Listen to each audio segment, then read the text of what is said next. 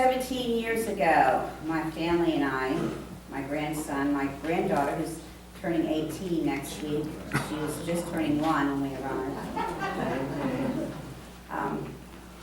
and my daughter made the trip from little old town Shelton, Washington, and drove here to Albuquerque, New Mexico. Now, Shelton, Washington is a very small little logging town in the rainforest of Washington State. I've never seen so much rain. I went from a very rainy environment to a very dry environment, so it was quite a shock. But I remember when we pulled up here and got on the interstate, it said 17 exits for Albuquerque. We went, 17 exits for Albuquerque? Wow. You know, it was, after coming from Shelton, it was quite a shock for us. It was so pretty. I remember driving in and going to the apartment that y'all had found for me, and just seeing the different things and being excited about doing ministry. And I actually made it to worship that Sunday. I think we arrived Saturday. Stacy and Edric? Edric's gone on. Hi, Edric. Stacy and Edric are waiting at the apartment for us and got us settled in. And I came Sunday. I wasn't doing anything in worship. I just came and just kind of was just here. It was a really nice experience. And then I started the second Sunday of February. So the second Sunday of February is always my anniversary. This is my 17th anniversary. So I'm going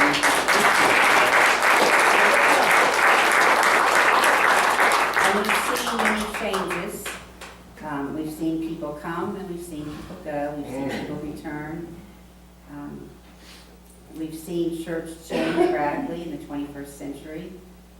Not just MCC churches, but all churches in the United States are really going through a huge transformation as we learn how to do church in a different way.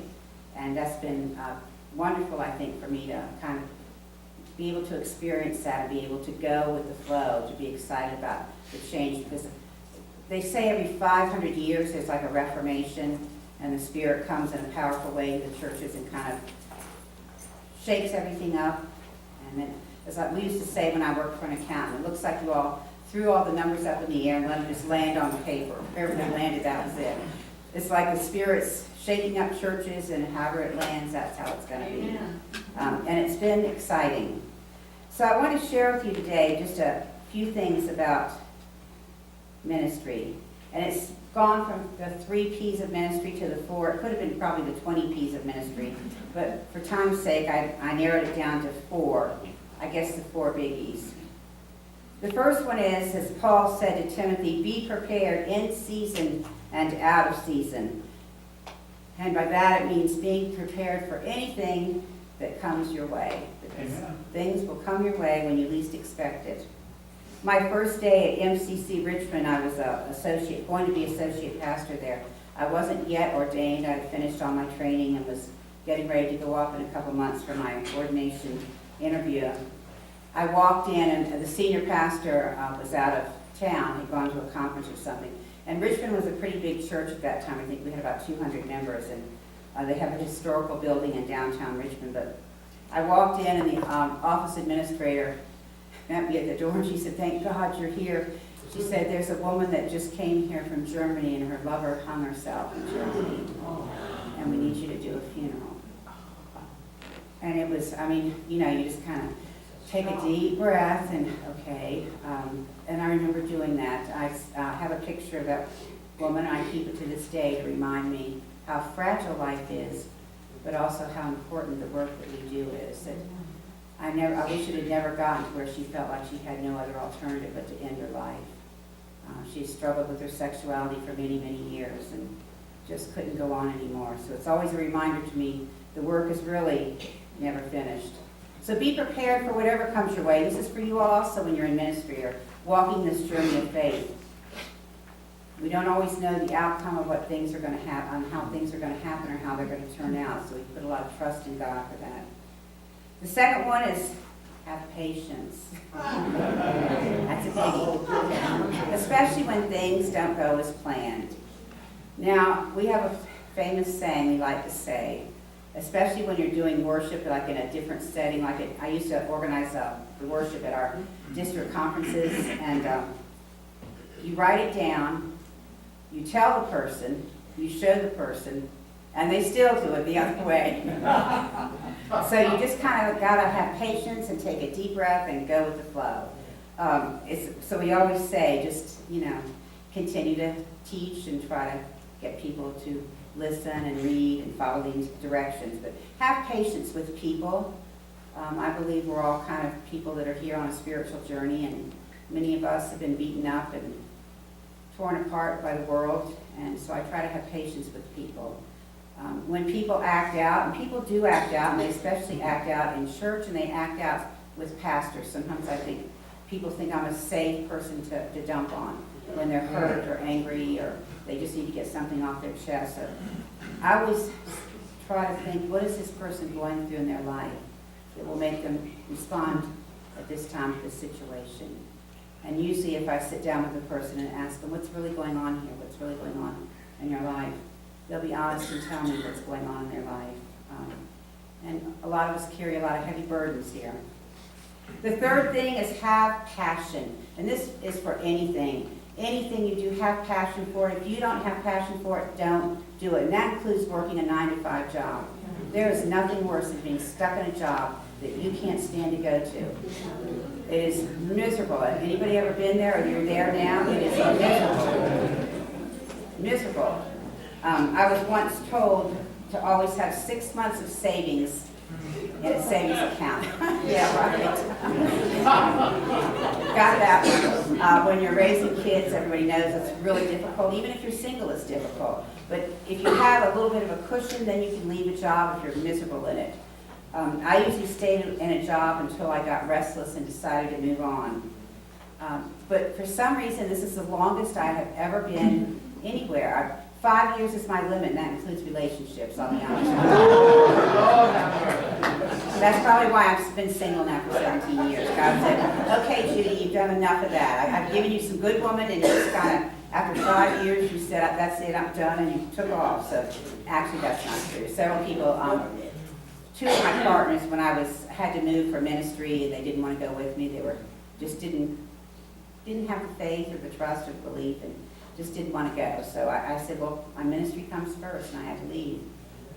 I didn't stay behind for him because I knew that I would never be happy if I stayed behind. So have passion. I would say this isn't a job to me. This is what I'm called to do. And even when I get tired or even when I get frustrated, it's still my passion. And finally, prayer.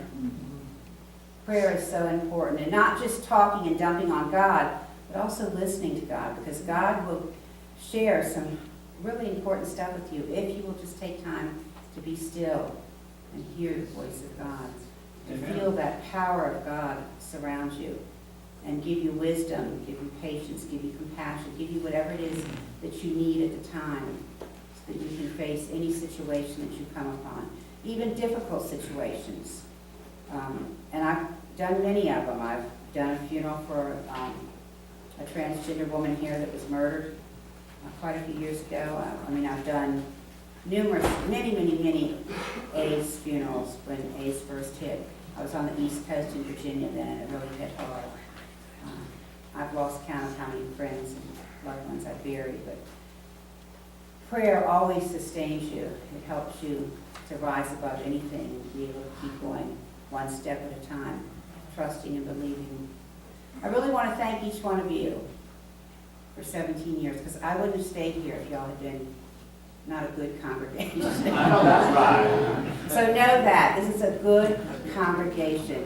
And when people that are new here, people always say, I felt so welcome when I came here. And I don't think we overdo it to where people think, gosh, back off people. I think we're welcoming and, let people take their time to get connected, to feel comfortable. And I think people I get that a lot. I feel so comfortable in your church. And people say, I've been to many churches, but this one I feel like I can just be me here. And that's what it's really all about. You can just be you here. Amen. You don't have to come in your Sunday best. You don't have to come with a happy face on if you're not happy. If you're going through a difficult time and you need to share that, feel free to share it. If you need to sit in the back row and cry, many people will come and cry for the first couple of months when they're here. Anybody relate to that. When I first came out as a lesbian a couple years ago, and I went to I was in Norfolk, Virginia at the time, and I went to the Norfolk Church, like MCC, and I cried like the first 3 months, just cried, sat in service and just cried. And I wouldn't talk to anybody. Finally, 2 lesbians, Catherine Houchin, she's a pastor now, she's a pastor in Roanoke, Virginia, and her partner at the time, Betsy Mazzoni, came up to me and they said, every time they tried to talk to me, I would just kind of back slowly away. But they finally cornered me and started talking to me, and I kind of relaxed a little bit and said, okay, this is a safe place. Nobody's gonna, grab me or anything. But it was Catherine, and Catherine, I know you're not listening, but this is for you. She really encouraged me to get into ministry and said that God's calling is irrevocable.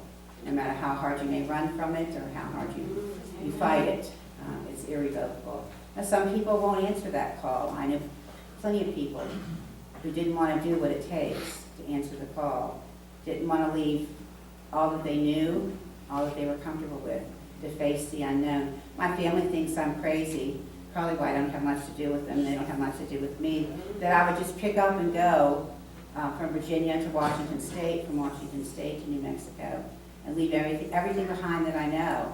And I said, it's not my will, but it's the will of God calling me to these places. So I'm praying about what my next step is. I'm here for at least another two years, I'm hoping, is what I see. I am getting up there and I'd like to retire at some point, but I always think, what am I going to do when I retire? So I would like to have some fun. I am really a boring person. I will be honest with you. I am just so boring.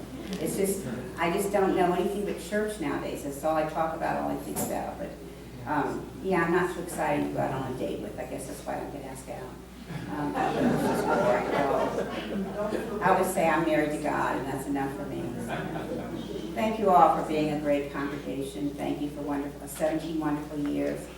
I love each one of you, whether you've been here for 17 years, 20 years, 25 years, or this is your first day today. I love each one of you, and I love the people that have come and people that have gone, people that have passed on. We've buried many, many people that I love deeply that have gone on, and I know that they watch us from a distance, the saints that have gone before us, and I know they continue to urge us on to carry out the work that God has called us to do in Albuquerque, New Mexico. And I hope that you will be a part of the next 17 years and know that you are loved.